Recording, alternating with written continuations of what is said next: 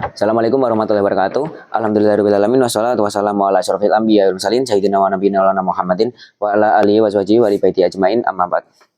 Hadratul Mukarram atau yang saya hormati, Mudirul Muhammad Madrasah Al-Qur'an Al-Raibani Bida, khususnya Abi Hanif dan Umi Ida beserta keluarga, dan juga yang saya hormati guru-guru sekalian yang tidak bisa saya sebutkan satu persatu, dan khususnya keluarga sekalian dan juga teman-teman saya yang berbahagia pada malam hari ini. Saya akan mempresentasikan tentang Tajhizul Janaiz bagian kedua atau part kedua dari kitab Ubudiyah bab ke-8. Jadi untuk bagian yang kedua ini kita langsung masuk ke bagian mensolati mayit. Untuk mensolati mayit itu tadinya ada 4, cuman karena kekurangan sarana prasarana jadi saya potong menjadi 3 saja, yang itu syarat, rukun, dan sunnah dari sholat mayit itu.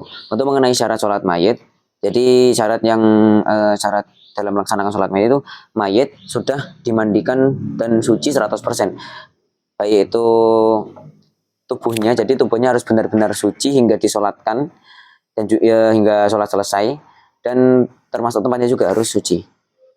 Kalau tempat sih sudah umum ya, ini harus suci.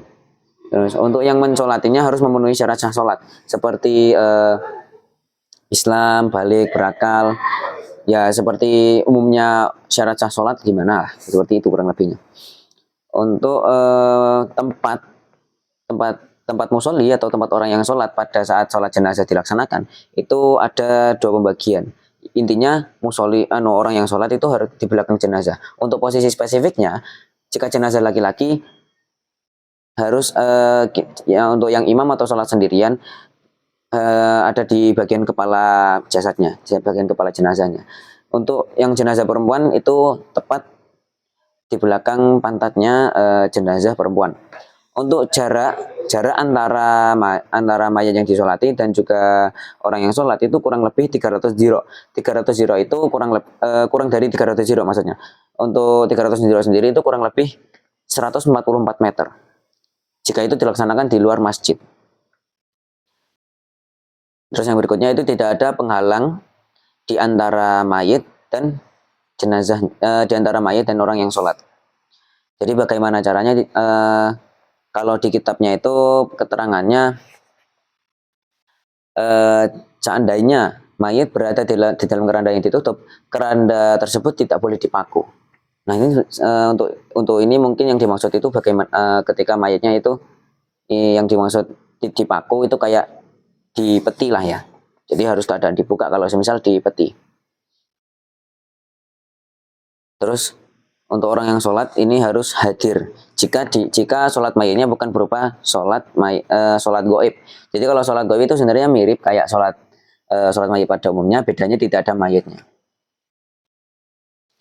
Berikutnya mengenai rukun, yang pertama itu niat. Untuk niatnya itu kurang lebih kalau semisal mayit laki-laki itu usoli ala hadal mayyiti arba'at takbirati imaman atau makmuman lillahi ta'ala. Nah jika mayit perempuan maka diganti menjadi usoli ala hadhil mayyitati arba'at takbirati imaman atau makmuman lillahi ta'ala. Itu untuk satu mayat ya. Kalau 2 dan 3 nanti ada perbedaannya. Yang berikutnya yaitu rukunnya berikutnya yaitu berdiri jika mampu. Berikutnya takbir 4 kali. Takbir 4 kali ini termasuk takbiratul ihramnya ya.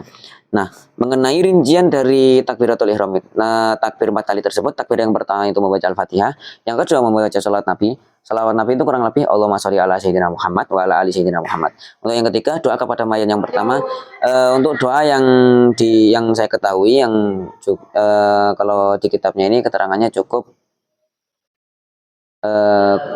Allahumma fillahu warhamu wa afihi wa'fu anhu wa akrim nurulahu wa wasa' madkhalahu. Jadi agak panjang ya, ilahi, jadi agak panjang. Kalau saya cukup Allahumma fillahu warhamhu wa afihi wa'fu anhu. Dan untuk doa kepada mayit yang berikutnya yaitu Allahumma la tahrimna ajrahu wa la taftinna ba'dahu wa filana walah. Jadi itu terus disusul salam. Jadi ketika kita selesai takbir keempat dan membaca Allahumma la tahrimna ajrahu wa la taftinna ba'dahu, kita langsung bisa langsung salam. Yang berikutnya yaitu mengenai kesunahan dari sholat mayit. Jadi untuk sholat mayit yang pertama itu takbir dengan mengangkat tangan. Jadi semisal kalau kita takbir sholat kurang lebih seperti ini. Kalau laki-laki kurang lebih seperti ini. Nah, itu modelnya hampir sama ketika mensolati mayit. Yang berikutnya itu memandang jenazah. Namun sebagian ulama tidak perlu memandang jenazah. Jadi pandangannya itu ada dua pendapat. Ada yang berpendapat memandang jenazah dan pendapat berikutnya itu memandang tempat sujud. Jadi seperti umumnya sholat. Yang berikutnya itu dimulai dengan ta'awuz. Jadi ketika kita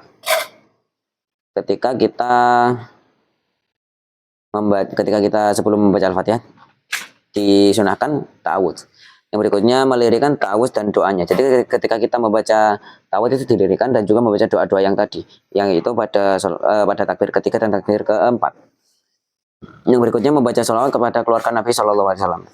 Kurang lebih ya kalau kita rincikan itu doanya kurang lebih Allahumma sholli ala sayyidina Muhammadin wa ala ali sayyidina Muhammadin kama sholaita ala sayyidina Ibrahim wa ala ali sayyidina Ibrahim ila hadihi. Jadi kalau di kitabnya itu keterangannya seakan-akan kita itu membaca sholawat Ibrahimiyah.